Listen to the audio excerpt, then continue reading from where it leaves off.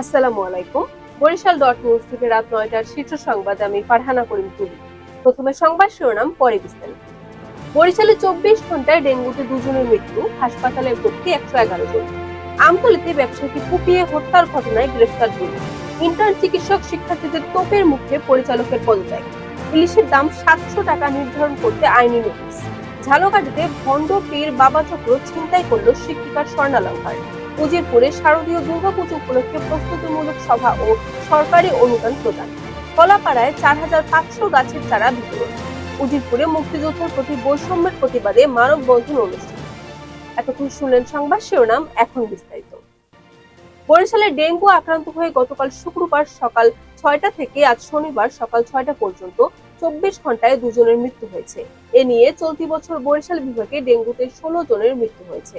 গত ২৪ ঘন্টায় বিভাগে ডেঙ্গু আক্রান্ত হয়ে হাসপাতালে ভর্তি হয়েছেন ১০১ জন। বরগুনার আমতলীর গুলিশাখালী ইউনিয়নের কলাগাছিয়া গ্রামে বিকাশ ব্যবসায়ী আবুল কাশেম খুনের ঘটনায় ২ জনকে গ্রেফতার করেছে পুলিশ।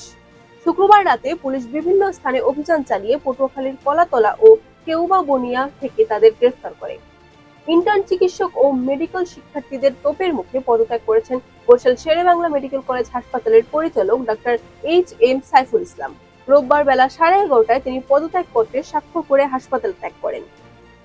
বাংলাদেশের জনগণের জন্য প্রতি কেজি ইলিশ মাছের খুচরা বিক্রয় মূল্য সর্বোচ্চ ৭০০ টাকা নির্ধারণ চেয়ে আইনি নোটিশ দিয়েছেন সুপ্রিম কোর্টের এক আইনজীবী। এছাড়া ভবিষ্যতে যে কোনো দেশে ইলিশ মাছ রপ্তানির ক্ষেত্রে বাংলাদেশের বাজার মূল্যের চেয়ে কম দামে যেন ইলিশ মাছ রপ্তানি না করা হয় সেই বিষয়টি নিশ্চিত করার কথা বলা হয়েছে। ঝালকাঠির নলছিটিতে দিন দুপুরে ৩ ছিনতাইকারী ও ভণ্ড পীর বাবার নাটক সাজিয়ে এক স্কুল শিক্ষিকার কানের স্বর্ণালংকার ছিনতাই করে নিয়েছে। শনিবার সকাল ৭:৩০টার দিকে উপজেলা মানপাশা গ্রামে এ ঘটনা ঘটে। বরিশালের উজিরপুরে শারদীয় দুর্গাপূজা ২০২৪ উপলক্ষে প্রস্তুতিমূলক সভা ও সরকারি অনুদানের চাল বিতরণ করা হয়েছে। উজিরপুর উপজেলা প্রশাসনের আয়োজনে ২৯ সেপ্টেম্বর রবিবার বেলা ১১টায় উপজেলা নির্বাহী কর্মকর্তা মোহাম্মদ সাখাওয়াত হোসেনের সভাপতিত্বে প্রধান অতিথির বক্তব্য রাখেন বরিশাল জেলা পুলিশ সুপার মোহাম্মদ বেলায়েত হোসেন। রোববার সকাল ১১টায় দাতা সদস্য কার্ক ইন এন্ট্রি নেদারল্যান্ডসের সহায়তায় বেসরকারি উন্নয়ন সংস্থা সেন্টার ফর রুরাল সার্ভিস সোসাইটির পক্ষ থেকে উপজেলার নীলগঞ্জ ইউনিয়নের ৩০০ উপকারভোগী পরিবার, ২০টি শিক্ষা ও ধর্মীয় প্রতিষ্ঠানে ফলজ ও বড় ৪৫০০ গাছের চারা বিতরণ করা হয়। মুক্তিযোদ্ধাদের প্রতি বৈষম্যের প্রতিবাদে মানববন্ধন ও স্মারকলিপি প্রদান অনুষ্ঠিত।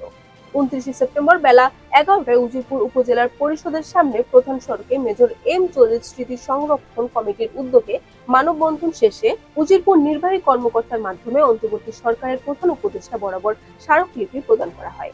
বরিশাল।